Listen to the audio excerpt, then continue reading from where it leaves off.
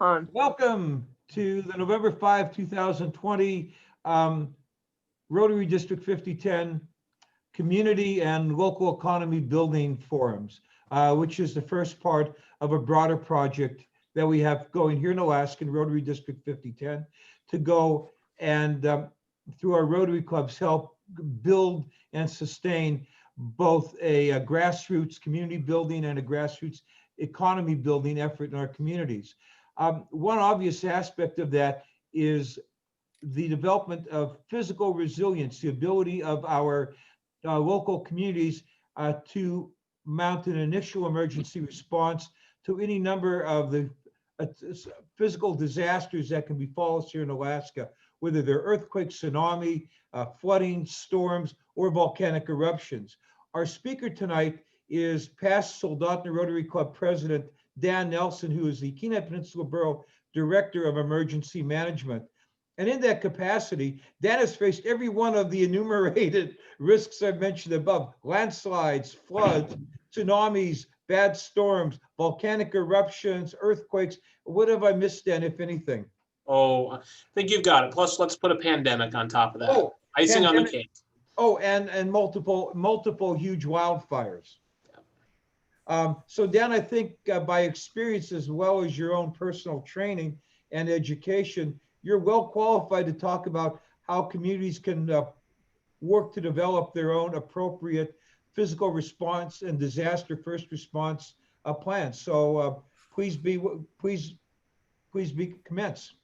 All right. Thank you so much, Joe. Appreciate everybody that joined us tonight. So it is the end of kind of a long day for me. So we'll take the informal Rotary approach, and we'll kind of get through some things here. And I've got a little bit of a slide deck, but really just want to talk to folks and kind of go through some of this today. So Joe provided a little bit of an introduction just professionally. I have been in public safety since about 2006, everything from answering 911 calls to volunteer first responder, through to regulatory things and mitigation, and then finally into really what I call emergency management. And then I took over as the head of emergency management for the Kenai Peninsula Borough in 2018. Since then, apparently, I have had a little black cloud following me around because, as Joe said, there has not really been much of a break since the beginning of 2018. But we're going to talk a little bit about that. So I approach things in my profession, of course, is very much government. And so you can insert your bureaucracy joke here. But I'm definitely approaching this, from what government has the ability to do. And really, some of the interesting things in Alaska is that as you might look at things like disasters and things on CNN or anything else, and you might see different responses in different counties doing different things. In Alaska, the laws are different based on local powers. So the Kenai Peninsula Borough, for instance, is what we call a second-class borough. It's very, very limited in the powers that it can exercise, even during an emergency. So that is actually one of the things that has kind of put us into this what I call a whole community approach. So let's look at some of this, and really as we go on, I'm going to kind of take my government stance and kind of my professional life, and also learn how we can translate that. Of course, as a Rotarian, I'm familiar with the nonprofit world, the service organization world, having a lot of experience with those types of organizations as well. So there is definitely some crossover here, and it's just important to kind of look at how we do these things and what perspective we take, because generally when people think of disaster response, one of the first things they think of is government. They don't always think of an organization like Rotary. Sometimes they do. The Red Cross is typically fairly well known, Salvation Army. Of course, as Rotarians, we know about Shelter Box and Disaster Aid USA and some of those other folks. But really, I would be willing to bet that your average person, maybe in the United States, thinks about people with FEMA windbreakers coming in. So let's talk about how really we can do the opposite of that, and how we understand that there's a saying in emergency management that says all disasters are local. Basically what that's saying is, the local level of government is the one that's generally responsible for it, for the day-to-day, and kind of really getting into the thick of things.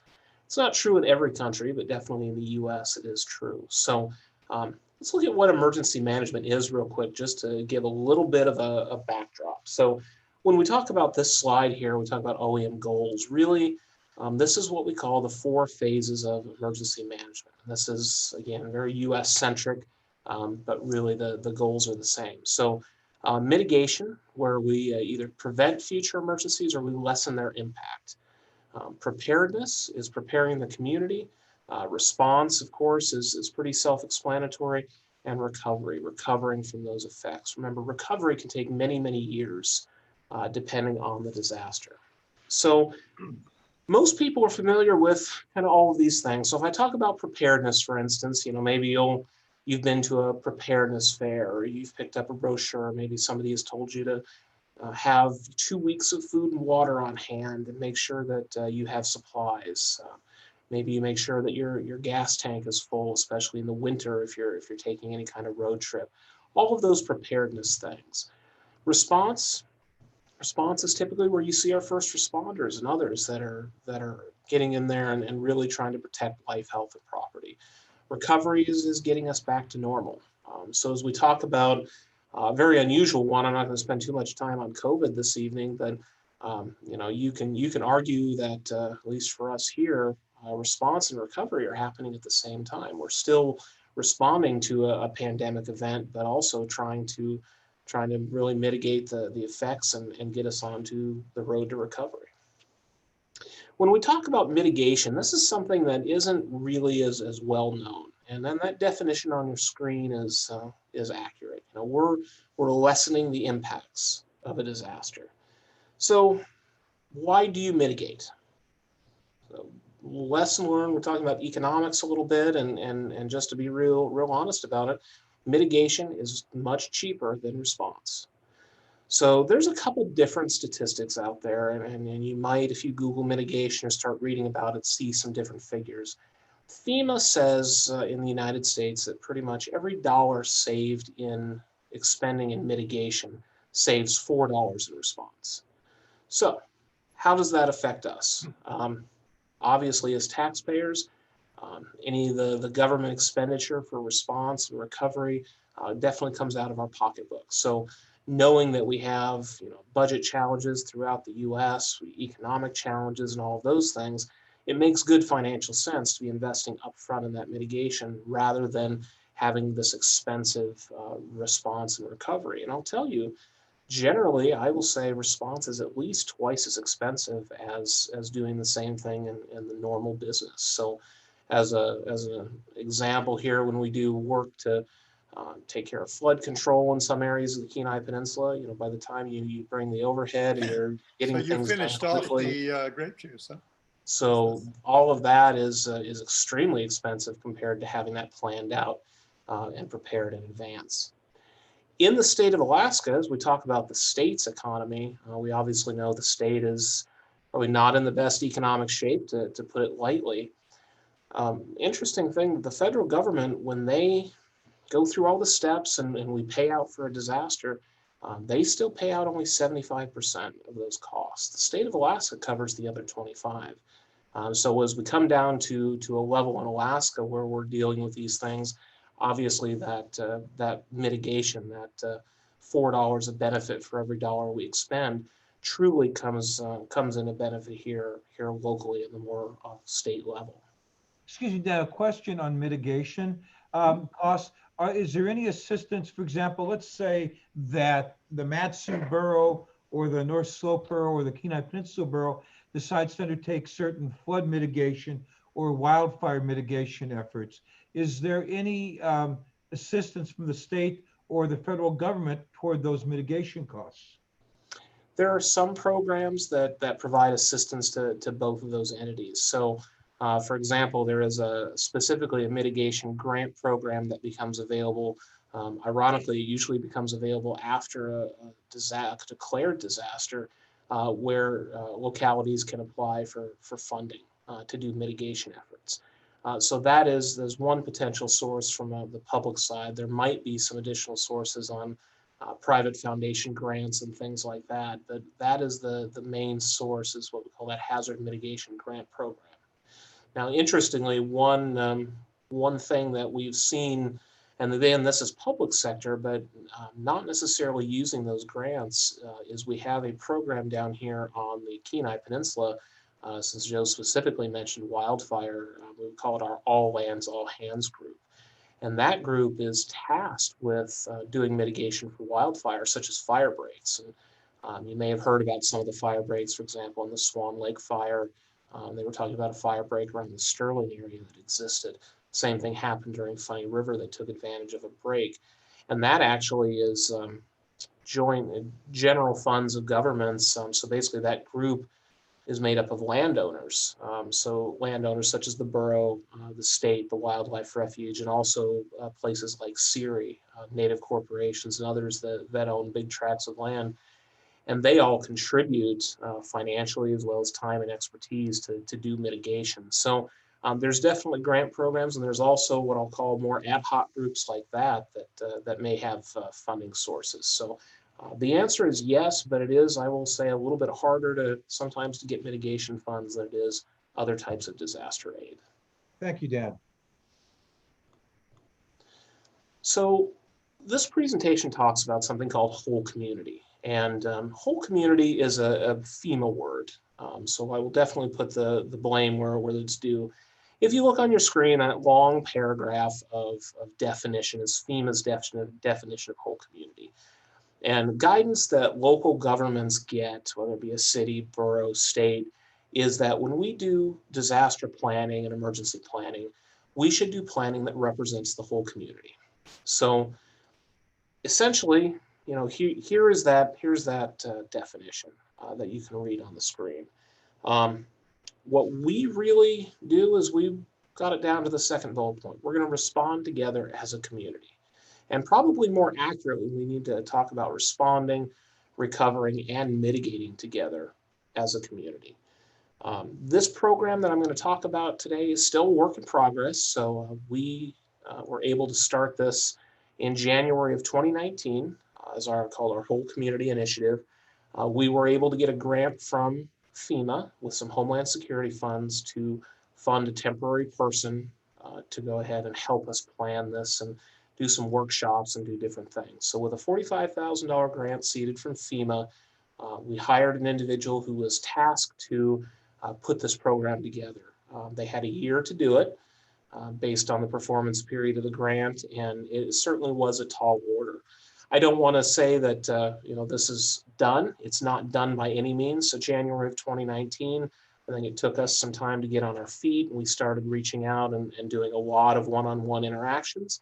And of course, 2020 hit with COVID and just about everything else. And if you'll recall, down here on the Kenai Peninsula in 2019, we were dealing with some Swan Lake fire and other things. So things were not quite going in the timeline that we predicted, but we were still able to get this framework in place, which we're continuing to try and make better to this day. So often still work in progress, but definitely some things here that are good to share for this evening. So when we talk about the principles of whole community, here on your screen, we're going to really boil it down to, do we represent everybody? Does everyone in our community have a role in response and recovery and preventing natural and man-made disasters? We think a lot about natural disasters, but of course there are man-made disasters, technological disasters such as oil spills and those types of things. And we look at all of those when we start talking about planning. You know, one of the interesting things here is when we talk about engaging and empowering all parts of the community, it is a very common misconception on individuals' part that, again, government is going to essentially handle these types of things. You know, that government's going to come save you, so to speak. One of the misconceptions that we continually try and fight is, you know, what government is going to be able to do for you is very, very limited. And so when you see things, I saw, you know, the Matsu Borough, for instance, actually just put out a really nice website on kind of a virtual preparedness fair. But I know there's in-person events that we've had as well as other folks, and we encourage preparedness. And you know, sometimes people ask me, well, why do you do that? Why is that government's role? Well, government can't take care of everybody. And it does not matter what level, whether it's the Kenai Peninsula Borough, state of Alaska, or a place like Oregon, where I've also worked in emergency management. So It's really something, and we really talk about that in kind of the Alaskan thought process of individuality and making sure that you're doing what you need to do personally.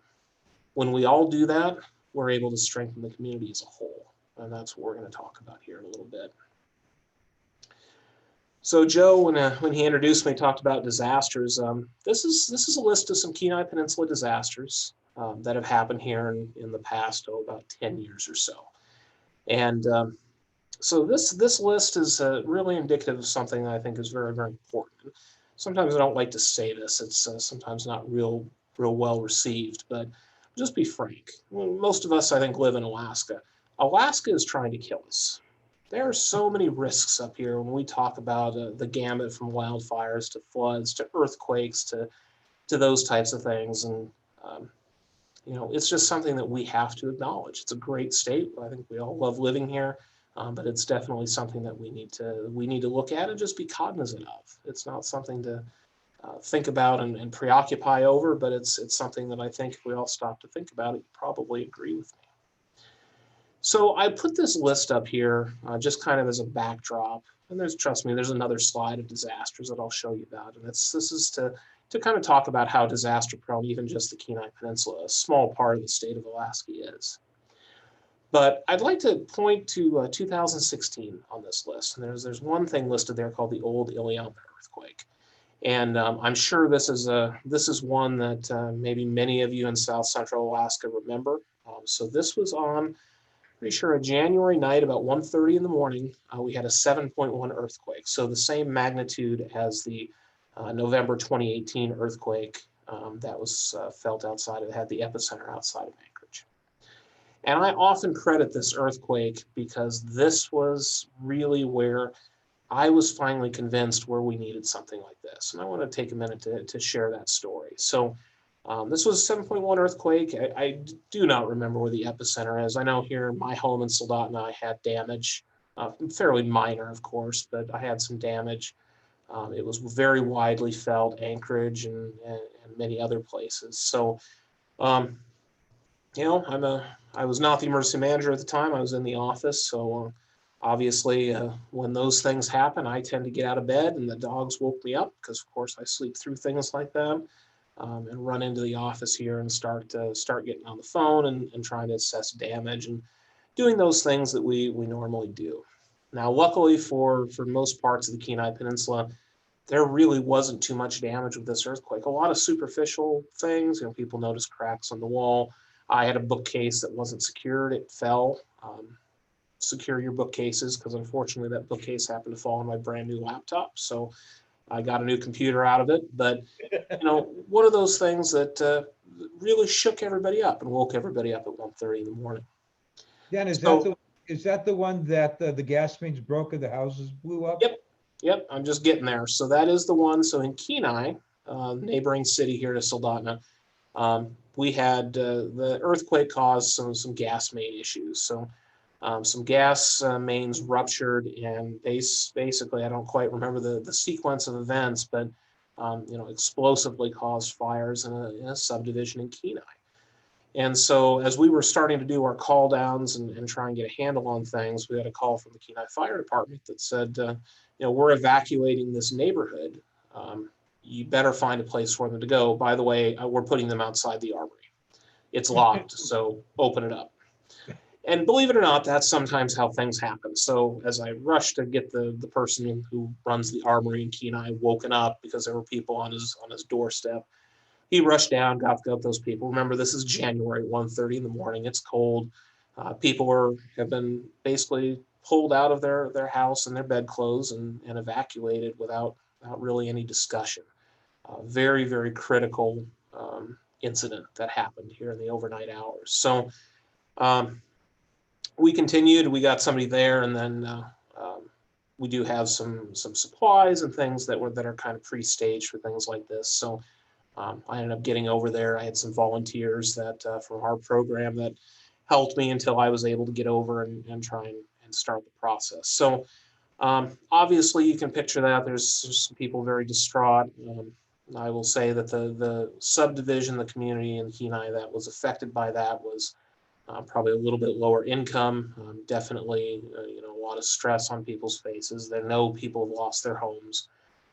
Nobody really knows who's yet or anything along those lines, or when the fires and things were going to stop. And so, very concerted effort by the fire department and the gas company and those things, but that's not a quick thing to fix. So um, probably by the time I got over there, I think the earthquake happened about 1:30. I probably got over there about 3:30 to 4.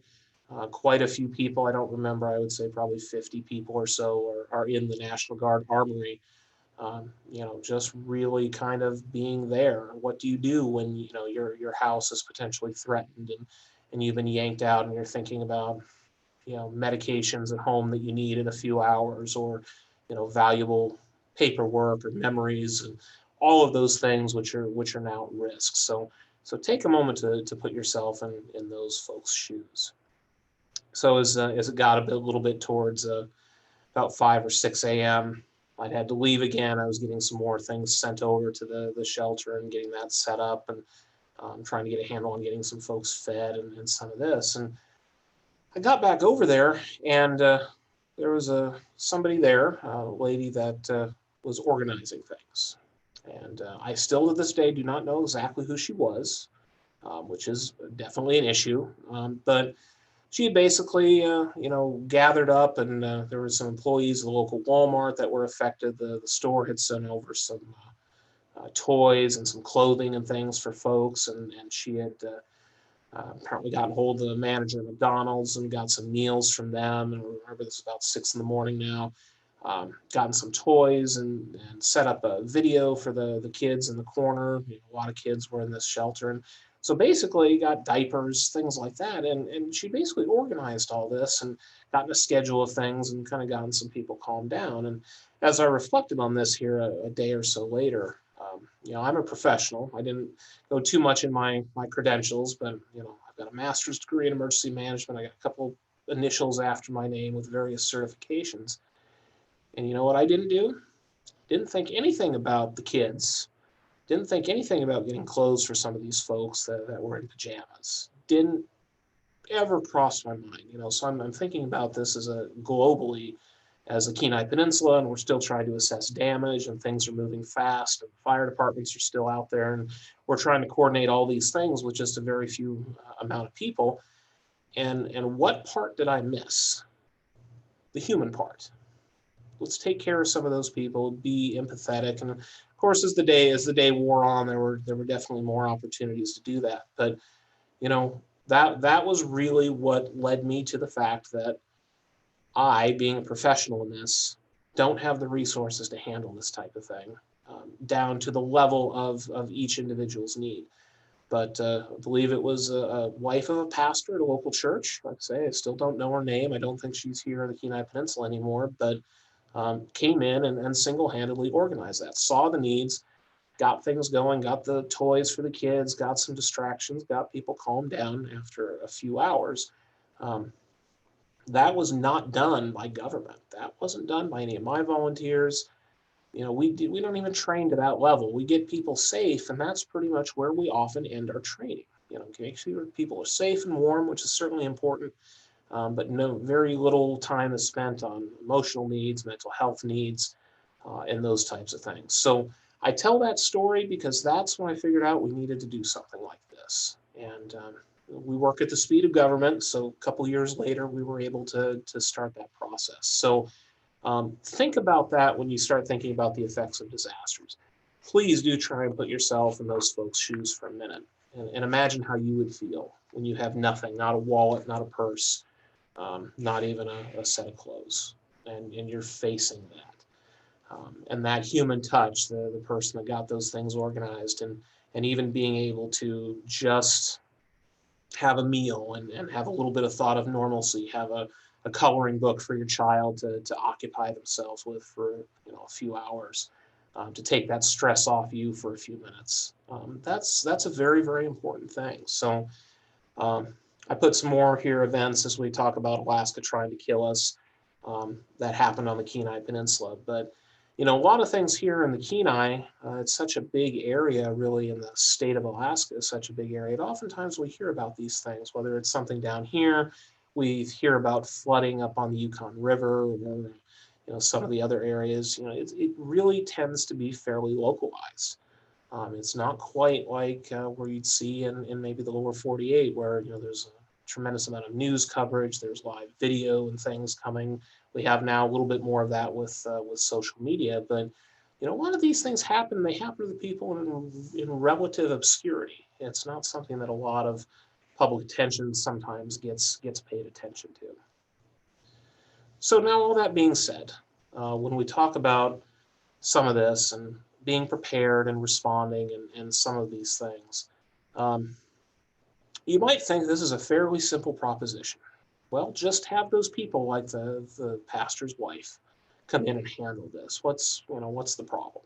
Well, if you've been involved with any type of volunteer organization, those types of things, won't say anything about Rotary specifically, but we know that there's definitely rules and those types of things that have to be followed. But there's also a lot of people that have a lot of good intentions, but perhaps that response isn't planned. Perhaps it's really not being done with an overarching mission in mind. Perhaps if some people decided to do some good things, and then all of a sudden it's in conflict with kind of the official things that are going on, we're going to have issues. And so good intentions are definitely something that, believe it or not, we fight quite a bit. We call them spontaneous volunteers. So these are the people, like the person that saved me in the previous story, that show up and want to help, and they want to do good things, which is definitely admirable. But without coordination and without that overarching plan, there's no way they can be effective. You might have seen, I don't know, I'll tell you a story from, I think it was the 2015 fires in the Kenai Peninsula, where we had what we call the Card Street fire, and also the Stetson Creek fire up the road at Cooper Landing. And there were firefighters in Cooper Landing, trying to preserve structures and get them pre-protected and some of those things. And somewhere on social media, somebody said that these poor firefighters in Cooper Landing had not eaten for 16 hours. And all of a sudden, as you can imagine on the comments, there's now meal trains and cookies being baked, and all of these grand plans to take food up to these responders, which did happen. Now, I will hand it to Wildland Operations. Their logistics are second to none. There was no truth to this. This was a rumor. And all of this food and all of that time and all that expense, responders will not take food from the public. We can't guarantee its safety. So all of these people spent time, energy, money, trying to do something that they thought was good, where the food simply was wasted because they had that and they weren't going to be using that food cooked in a private kitchen. So that's one example of things where without that overarching plan, without that structure, that's an issue. And part of the whole community concept that we're trying to put into is how we use that plan. What does that plan look like, and what is everybody's piece, which I'm going to get into. We've learned lessons from really a lot of the fires and a lot of the disasters here, and volunteer management, and donation management, and all of those things continues to be, really a challenge for all of us. So when we talk about those folks that cooked those meals and did all that, what were they trying to do? They were trying to help others, firefighters, neighbors, anyone else. So I think that's all. As Rotarians, I think we all have that in us. We want to help our neighbors. We want to be able to help the people that work for us.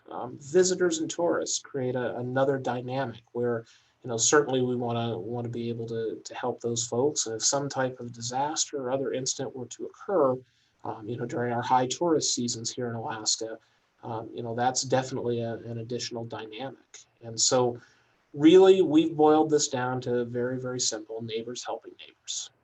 That's how we sell our whole community concept to groups and things like that. It's really, with all the wording and the terminology, there's really doesn't go too much fancier than that. It is pretty much neighbors helping neighbors. So before I get into kind of the structure a little bit of that, I want to talk a little bit about the Good Friday earthquake. So most people have heard about that in March of 1964, 9.2 earthquake, still the strongest recorded in North America. Killed 131 people with tsunami, really all the way down to California. destroyed many communities and villages, caused Valdez to be relocated. I point this out because when we talk about what our overarching goal is professionally as an Alaskan emergency management organization, it's this. We've got a lot of studies and a lot of things, and you're perfectly free to read them. They do, quite honestly, have kept me up at night before about what the effects of the 1964 earthquake would be on our current infrastructure and our current population.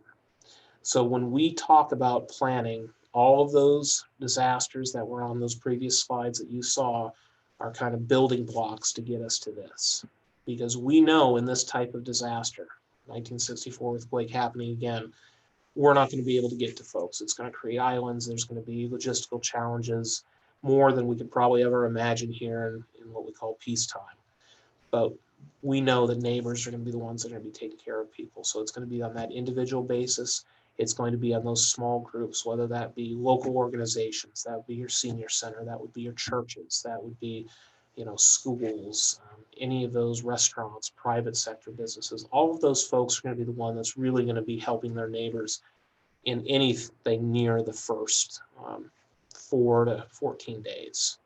So I mentioned that here, and when we talk about earthquakes, this is a slide I do keep in there just to remind people. We talk about that 2016 earthquake, and that wasn't the earthquake I was talking about. That was another one on September 28th, November 30th, 2018, both 7.1. 1964 was a 9.2. So by the USGS, that's 1,400 times more energy than a 7.1 earthquake, just to put that into perspective. So when we go through one of these incidents, no matter how large or how small, different issues and different things that come up change how we do things and change our current policy and practices. Suddenly a new idea is a best practice that we can do. We pick those up frequently from talking with other emergency management organizations. We don't want history to repeat itself. So what is your opinion of the United States response to Katrina?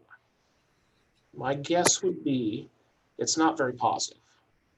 So if you think about Katrina, I think most of the things you'll think about people being stranded in homes and things trying to float down rivers and whatnot. You can probably think of FEMA blunders. I think the famous story is FEMA ordered, some hundreds of trucks worth of ice, and they all sat in the sun and melted before they were deployed.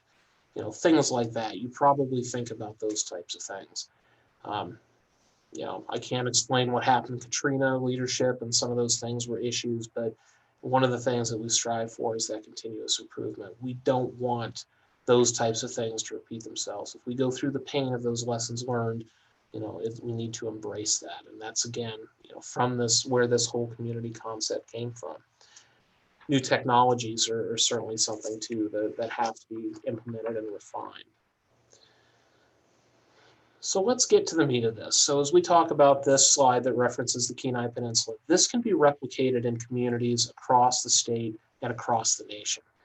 And my bet is there are components of this concept that already exist. Rotary is an example of this concept. So Rotarians, through your professional and personal connections, we use those connections to do good in the world. So the same thing applies here.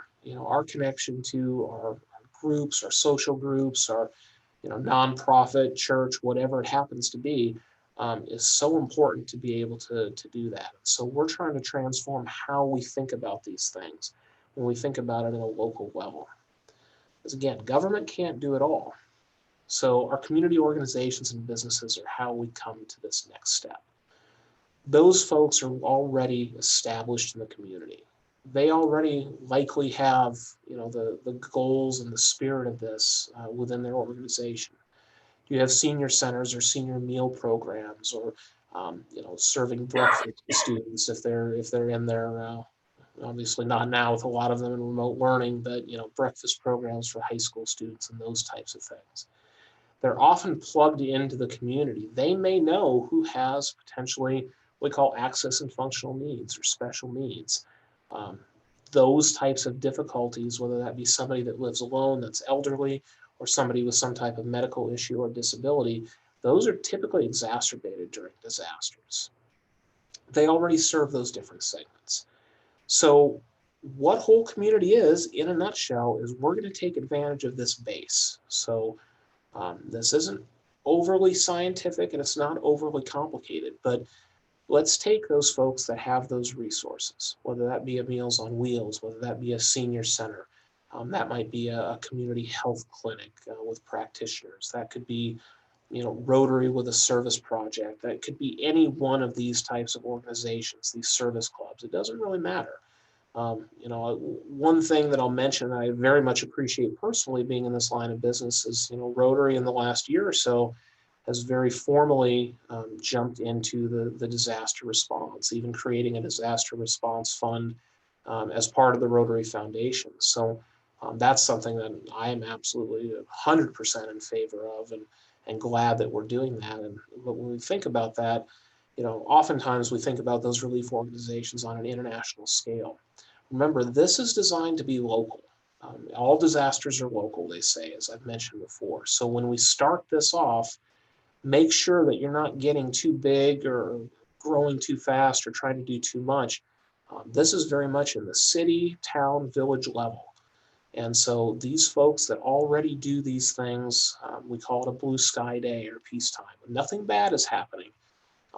And then when we get into that kind of black sky day, that gray sky day, when there's a disaster, some other type of emergency, they're already have that structure in place and they know how they fit in with the rest of this response. So when we talk about that grand overarching plan, this is kind of where it gets a little bit interesting in how you bring community organizations and businesses together. On the Kenai Peninsula, there is an emergency management office. I have a staff of 3 people that help me do these things. And, that's something we have a legal authority to do. Depending upon where you are, many, many villages, any communities in the unorganized borough in Alaska or really unincorporated communities, most of them don't have local emergency management, or they don't have, really the local level. They might be in a borough, but perhaps they're fairly far removed. So when we talk about how this starts, is many, many times this has to start at really a grassroots level.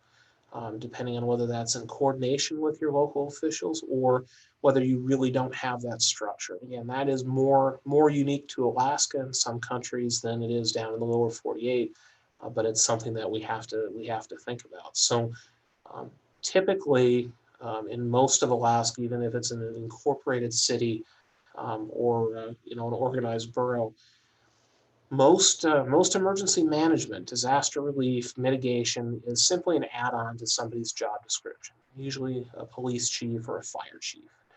There's only a few of the largest municipalities, Fairbanks, Kenai, Anchorage, Matsu, that actually have dedicated staff, and usually it's just a handful of people. So that's something to be cognizant of as you're thinking about these things.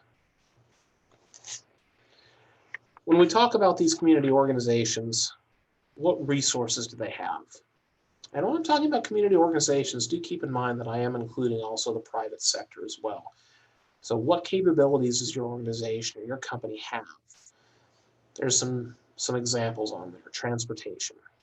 So as we're thinking about getting people moved with access and functional needs, well, we've also invited the owner of the local taxi company that has accessible vans.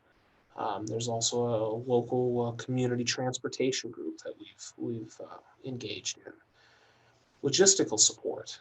There's a spill response organization in our jurisdiction that, once we started talking to them, we realized all of these tools and these things that they have that do oil spill response. Well, a lot of those tools and things are common to other types of responses, and they certainly have trucks and other things that are geared to move those things very, very quickly in the case of an oil spill.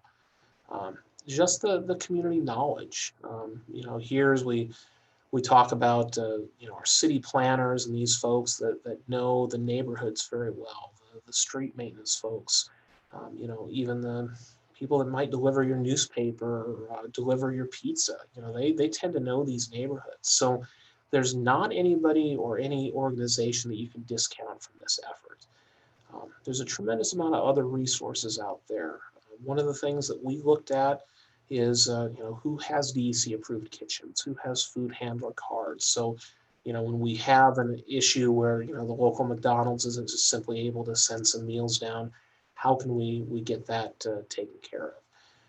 Your retailers, your people that stock food or tools or supplies, those types of things. So a big component of the whole community is knowing what resources are out there and engaging those people long before there's an emergency.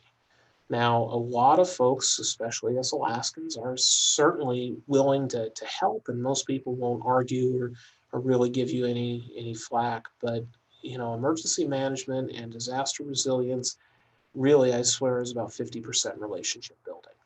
And so when we know these people, we've met with them before, we've sat and talked over these things over a cup of coffee, that makes it a lot easier to call on them quickly, with a quick phone call where, they know what's happening, and there's never any question about, we're going to figure out the payment or the, repairs later, whatever it happens to be.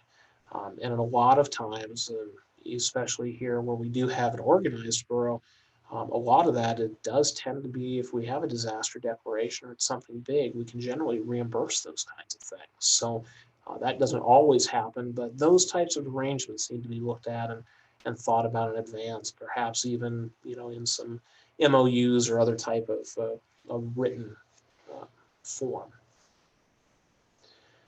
So bringing together the private sector. So we've talked about some of these already with the Chamber of Commerce, your private sector business, professional groups, the professional members of different trade associations, union, those types of things, advocacy organizations, whoever that is. The private sector has a large amount to do with this. A lot of times the private sector doesn't get asked. And I think anybody that's done fundraising here or anything knows that generally in our communities, we have a very, very generous private sector that wants to be a part of the community, that wants to be, participating in that. So start with those private sector folks and try and engage them in this effort and see what they can bring to the table, whether that be their resources, things that they stock, whether that's their employees or some other type of thing. This is a very, very significant part of that. Complementing the private sector is the nonprofit sector. And I think most of us can think about some of these folks. We probably, hopefully, are thinking as I'm talking about some of those folks that would participate in this. Some may already do so to an extent, but again, it's formalizing those relationships.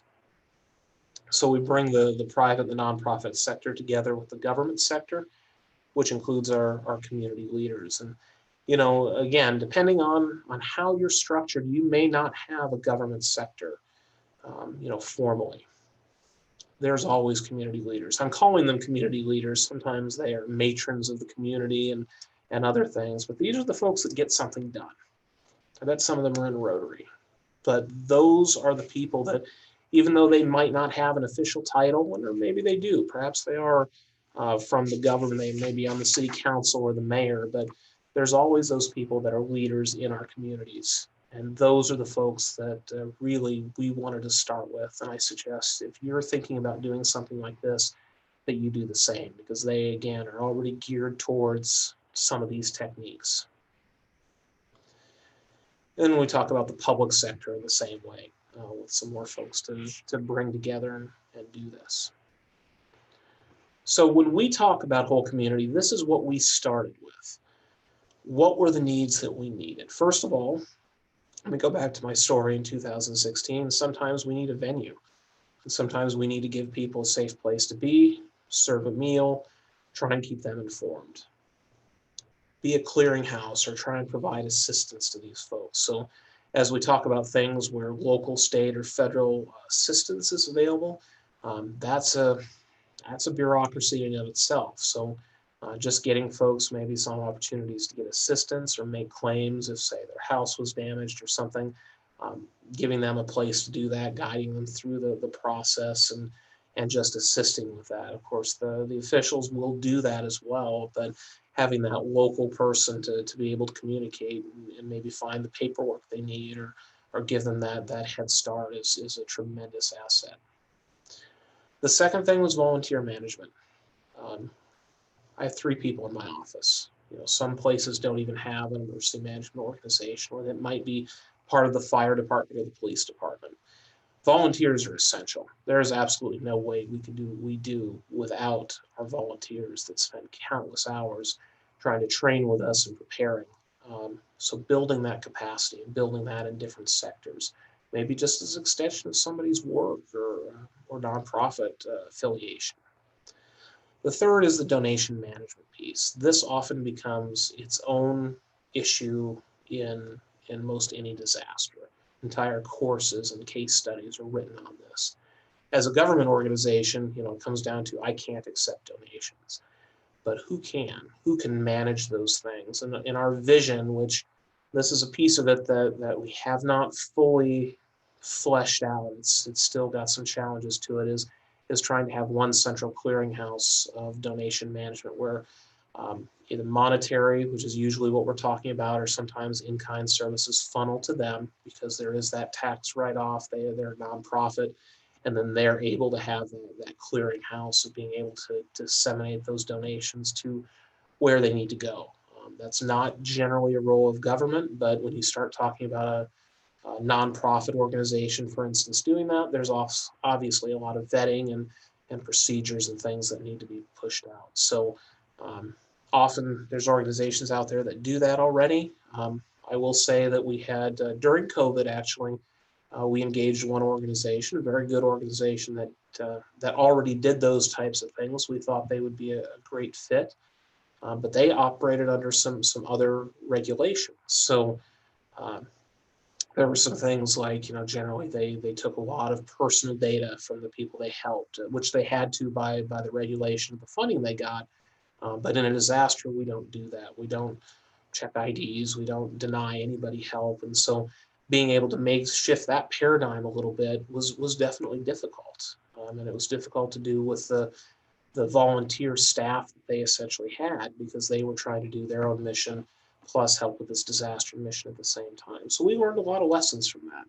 And that's one of the pieces that we're coming back to try and refine a bit. So obviously this is not a recipe, and none of this in here that I've said so far or will say tonight is really particularly complicated, but it's putting this structure together. And I keep coming back to that overarching plan where everybody knows these roles and you build relationships with these folks. And this is really where I talked about earlier, the gentleman that was hired to do this. And I basically said, you will spend an awful lot of time on the phone and driving to see people. And you're going to give the same talk 100 times. But that's how we did it. And really, we did it one-on-one. And that's how we had to. And then we were able to graduate in some communities. We used actually the community of Homer as our kind of our initial pilot. And that got really all the way to finalizing some agreements, and then some of these other disasters hit, so they're on hold. But each community in the Kenai Peninsula is kind of at a different point in that. So I want to transition here just to wrap up, and then I'll be happy to answer questions and talk in a little bit more specifics. But one thing for the leaders on this call who may be listening to this panel is, what are the challenges to your company or your own organization? And I ask this because it is so critical that everybody be able to participate in a concept like this, that if you have a business or you have a nonprofit or anything along those lines, it's up to you to prepare. And so we're coming back full circle to that first slide where we talk about the importance of personal preparedness, but your organization's preparedness is essential as well. So this is talking about your planning. What do you do if there's a no-notice event like the 1964 earthquake? Can you survive an emergency or disaster? If you can't survive, as we tell our first responders, you can't help anybody else. So part of this has been we've given some trainings and things for businesses to work, and specifically in what we call our continuity of operations planning or COOP planning. And this is really a whole suite, and coop planning is its own. You can take a week-long course on this just in and of itself, but you have alternative sites. Do you have backups of your systems? Do your employees have a plan? Do you know how to maintain communications, keep your business up and running? A lot of organizations through COVID have been learning about coop. And that might be things like the teleworking and remote work and other types of technologies that allow them to do things, and being able to adapt to, whether that be restrictions on capacity or having to deal with potential, exposures and clusters. This is all coop essentially. So people have been seeing this year in 2020 without basically without really calling it coop, but it's that same thing. So just to wrap up some of my prepared remarks, the long and short of this is identifying those organizations, identifying those people, getting them and those relationships built so there is an overarching plan, whether that involves some of your local government type folks or not, or whether that's more of a grassroots effort that makes sure that neighbors can be checked on, or that shelter can be provided, or food can be served, whatever it is. And then hopefully interacting with your private sector. And that private sector includes your businesses. It also can include things like utility operators, which we haven't talked about, but when we talk about disruption to electricity, communications, those types of things, it's a huge, huge piece of that. So whole community and the way that we've put it out there, and again, I want to remind folks it's still a work in progress for us, but the early indications have been very, very successful, is that this plan is one that's out there, and it's definitely available. And I would suggest that if you are interested in that, we did just recently, within the last couple of months, take that plan, at least the first iteration of it, and put it in the Barroso Emergency Operations Plan. That's available online, and I'd be happy to send anybody a link to it. I apologize, I didn't think to copy that link before we started, but I'd ask that feel free to reach out to us. I've got my contact information on the screen, as well as Mr. Sexton, the operations manager. That's the individual that started this program as a temporary. He now works full-time for me, so feel free to reach out to either of us by email or by phone. So, as I said, this was kind of a long day. I felt like I have talked for quite a while, so I'd love to take a pause here and see if there's questions or discussion from others, or other information that I can provide specifically. Dan, this is Joe. We have some questions here, and they both tend to focus around maintaining continuity of communications during emergencies. CERT teams, ARES communications, NICSI social media, that sort of thing. Question, is there a viable way to establish an information portal to ensure accuracy of information? And then just asking about general integration of all the various very new and very traditional forms of communication.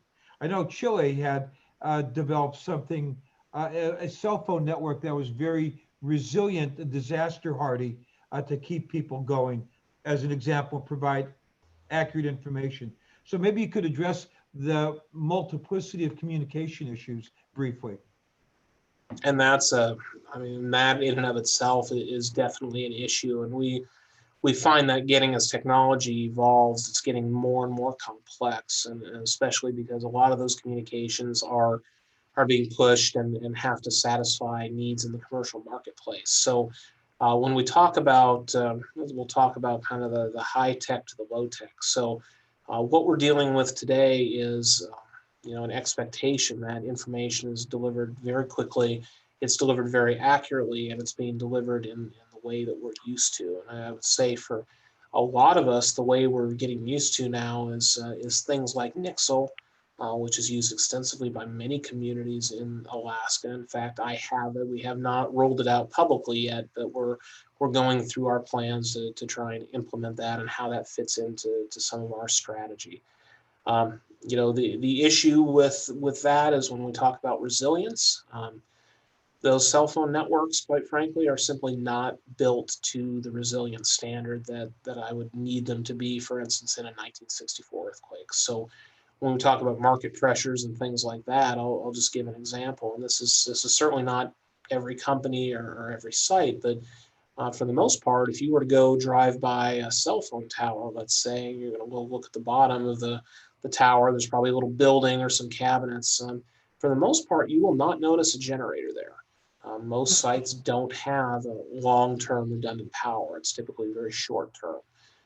Combined with that, when there is a disaster, there is typically a load on the communication networks. And when we talk about these high-tech networks, like even your landline phone, which is much more resilient, especially your mobile phone, they're built for really the maximum probable load, not the maximum possible load. So when we all get on our smartphones to check how big the earthquake was, if you've done that like I have, you might notice it's running pretty slow because people are doing that, and most people are doing that at the same time. Some of the other technologies mentioned still do have a place. If you don't have a landline phone, I would personally reevaluate that decision. I know it's a bill to pay every month, but it's typically much more resilient. And then some of the other things that were mentioned in those questions, like Aries, which is amateur radio based, certainly still has a place. A lot of people think that might be old fashioned, but we have that radio gear here next door to me in our emergency operations center, and still maintain that for when we do have some of these catastrophic events. When we talk about an information portal, we as a borough have really advanced in that. It's definitely not perfect, but we've established essentially it is a website. It's like a blog type website where different organizations that have legitimate, definitive information. So you're fairly vetted as to who can participate, can post that legitimate information. And then that does get picked up by our Facebook feeds and Twitter feeds and some of those types of things. And again, that's on the high tech side. And we acknowledge that not everybody has the capability in a disaster to access a website or even access the social media. But even with that pre-work that's been done, it's been extremely difficult to be able to put that portal there. But it is a concept in the whole community realm that we know we have to get back to. And we're really, as I talked about that donation management piece, we're really letting that donation volunteer management piece try and get perfected a bit, because we feel that once that's there, that's going to lead us into the communications piece, because a lot of things beyond just the situational assessment is answering questions like, how do I help? And how can I respond and do things? So we're kind of basically getting that foundational piece right before we have a great solution for that. So besides what we've done here as a borough, which I think is a good halfway to the end goal, we're not quite to that end goal yet. Thank you, Dan. Now, I would make a comment and then ask a question. The comment, the comment is that throughout these last several sessions, we've talked about the notion of social capital, basically the informal local area networks of people of business, community, governmental leaders like Rotary that know each other, trust each other, function together, and help a community be more resilient and to get things done. And it strikes me that in a very real sense, what you've talked about in terms of building a whole community effort to allow the community to be its own first responder, if you will, to a disaster is very similar to the more academic sociology concept of social capital that we've discussed throughout all of these forums, where we work together to go and basically make our communities a better place. An observation of that, and I'll defer to Professor Albrecht if he thinks that more commentary is appropriate now. But my other question is an operational one.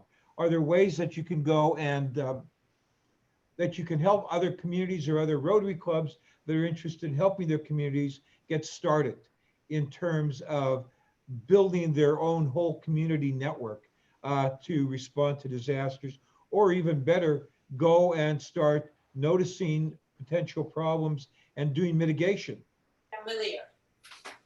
And I think that the answer to that really is yes. And I know myself, I'm certainly happy to try and take this and advise different clubs or different communities on how to start some of this. And nowadays, of course, that's probably going to be done by Zoom or something similar. But I will say that, the basic tenets of this is the same, but your community is unique. And so we built this very much with the Kenai Peninsula in mind. You can take these principles and apply them, but we know they are very specific. So I would probably suggest that anybody that's interested in this type of thing, definitely reach out to me, and we can take some time, and that's probably going to be in the form of me asking quite a lot of questions.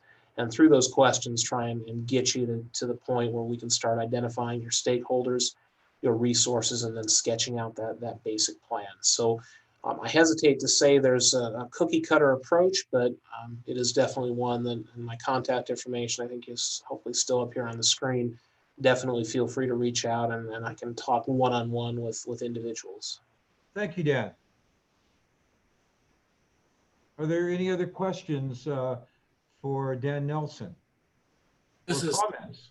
this is Dale Walther. I just have a comment more than a question. But you talked about, you know, working together with various community organizations and groups, and you know, sometimes that makes for strange bedfellows in an emergency situation. The example that came to mind was in the I guess it was the 1995 Kobe earthquake that occurred, where I guess there were about 6,000 people that were killed. It was only a 7-point earthquake, but it was very disastrous for that area. It was I guess a gathering location for the emergency supplies. They used a church. It was actually a building that I had worked in as a missionary years ago. But interesting, in that same neighborhood across the street was the headquarters of the Japanese Yakuza. And the Yakuza are, of course, the crime syndicate. And as it turned out, the Yakuza basically had control of the transportation in that area.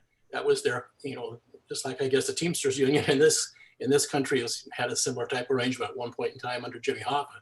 But they ended up cooperating together. The supplies and the needed goods were brought to the church building, and then the Yakuza used their trucks and equipment to get that taken out to the people that needed it in the community. So it was an interesting arrangement of working together. So I just thought you might find that of some interest. I agree with that assessment. I think it is probably what I would call it is also non-traditional partnerships. They definitely, that's my politically correct way of saying that, but sometimes we need to do to get things done, and that sounds like a good example of it. Thank you, Dan. Any other questions? This is Becky Stopa, and Stephanie Allen, who's a member of your Palmer Rotary, asked me to attend. So I work with the United Way of Mat-Su, and we facilitate Mat-Su COAD, which is Community Organizations Active in Disaster. We've been doing that since 2015. Thank you, first of all, for the presentation. It was super informative and just made me appreciate the value of what we've been doing since 2015 here in the Mat-Su. We take a whole community approach. We started this after the Sockeye fire, when we realized, like you said, with the earthquake on the Kenai, or sorry, might have been the fire, but at any rate, we realized that our local response could have been so much more efficient had we been preparing ahead of time. So a group of organizations came together, and our United Way of Mat-Su office facilitates Mat-Su COAD. And we work with the state, the borough, several churches, Red Cross, lots of different organizations across the valley. And it really helped us in responding. We were able to respond instantly to the earthquake, and I also, again, to the McKinley fire. In fact, we're still working on recovery. The bulk of the McKinley fire recovery is done, but it's ongoing. And in fact, we just recently kind of finished up the earthquake recovery. But we have, again, Mat-Su COAD, Community Organizations Active in Disaster. We would love to have Palmer Rotary involved, or any businesses or organizations that you represent, because it is all about establishing those relationships and coming up with a plan and identifying those resources ahead of time, so we can be prepared for the next disaster. And we're also participating in the Mat-Su Community COVID Task Force, COVID Response Task Force. So thank you again for the presentation. And if you'd like more information about COAD, you can reach out to Stephanie and she'll reach out. I can actually put my email in the chat box. So we'd love to have you join us. Thank you, Becky. Anybody else? Questions or comments? Yeah, this is Craig. I've got my hand raised. Is it okay to speak now? Sure it is. We don't see your hand raised, Craig. All we see is a dragon rapidae, but that's fine. Well, on Zoom, it's raised anyway. Dan, it's great hearing you. I've been down to your EOC in the Kenai on numerous occasions for the Kenai Hamfest convention, so familiar with the capability down there. One of the things interesting about living in Eagle River, which is kind of straddling the municipality of Anchorage and the Mat-Su, and I belong to both organizations, both the Anchorage Ham Radio Club as well as MARA, the Mat-Su group, is that in my opinion, the Mat-Su is far better organized for disaster preparedness than Anchorage is, and yet it's primarily based on volunteer operations in Mat-Su, where it's a bunch of paid staff in Anchorage. But they actually don't encourage volunteer workers in Anchorage, and that has really kind of stunted the situation, in my opinion. On the other hand, Mat-Su has got active CERT teams in all the communities. They've got ARES, they've got MARS, they have all sorts of communication stuff going on, all done by volunteers, and it's very capable and it does a really good job. And so does Kenai. So what do you think about paid staff versus volunteers? You know, it's interesting because even if I were to go and down the street here and tell my mayor, well, you know, I definitely need 4 or 5 more people to do this and more paid staff and those types of things. It is a challenge to use them effectively, whereas in volunteers, oftentimes those volunteers are very passionate about their specific niche, let's say, such as communications or CERT or anything else. CERT, by the way, an acronym for those that aren't familiar, Community Emergency Response Team. It's a volunteer organization or a volunteer program typically associated with emergency management or fire departments. And so there's a great advantage to those volunteers because of that. There are some disadvantages to that. And one of the things we've seen in our lessons learned is trying to get our volunteers kind of fitting in with our typical management structure, our incident command structure. And sometimes that's a challenge because it is different than what folks do in a normal, typically a normal office setting or work setting. And I agree with your assessment of Mat-Su versus Anchorage. And some of the interesting things is, Mat-Su has a good amount of paid staff, not a good amount, but I mean, they have some part-time folks and folks that do specific things. But like Mat-Su versus Anchorage, Anchorage, they're organized very, very differently. And you are right. I mean, there's not generally somebody that is dealing with outreach or preparedness, whereas Mat-Su has a little bit of that, and really one of the big folks, one of the gals that's driving the CERT program up there is simply a volunteer. So it's hard to paint that with a broad brush, but I think in a lot of cases volunteers can be more effective. From a management standpoint, it's hard because typically employees are at least they have some longevity and have some commitment to the organization, rather than somebody that may need to move on or have personal issues that are preventing them from doing that. There was a question, Dan, from Ron Inouye on the issue of staff versus volunteers. How much of that is based upon risk management and liability? And a tremendous amount. And that has been, so when we talk about this program, this national program called CERT that I'll use as an example, one of the things that really prevents organizations from using that is the liability. I don't know if we still are the only one, but for quite a while, the Kenai Borough was basically the only municipality or government entity in Alaska that would extend workman's comp and liability protection to their volunteers. And that workman's comp issue, essentially, in a nutshell, I'm not an insurance adjuster, but if you bring volunteers on, you basically take the liability similar to that you would take for an employee. That was the stopping point for most risk managers and the bean counters. So it's a tremendous implication, and it is a potentially, depending on what you're having volunteers do, it's a tremendous liability to government or private sector. So So that's a big thing. I don't have all the answers for that, but it's definitely commitment on any organization's part to accept volunteers because of the risk management and liability. Was the workman's compensation insurance provision a suitable solution to that problem for you, Dan?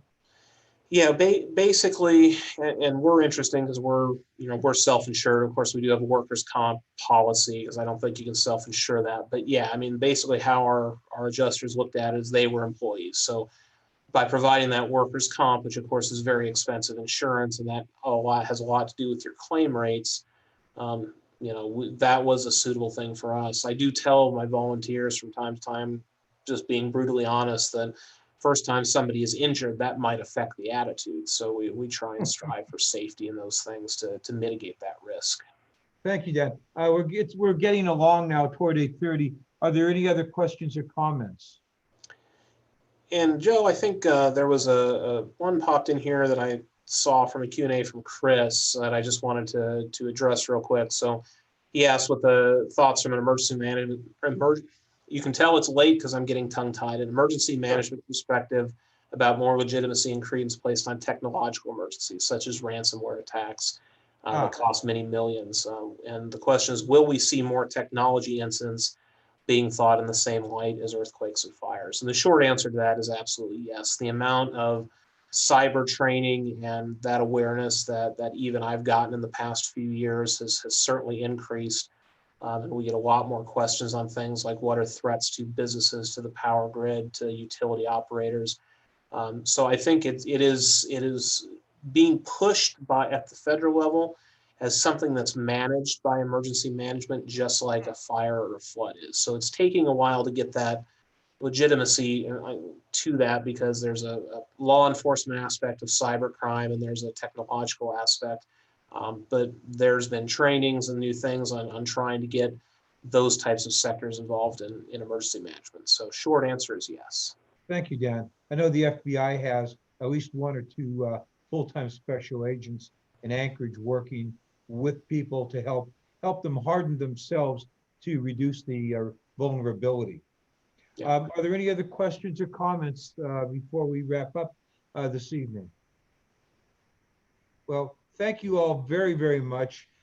Dan, thank you for bringing a lot of very hard-earned expertise and experience to the table here tonight.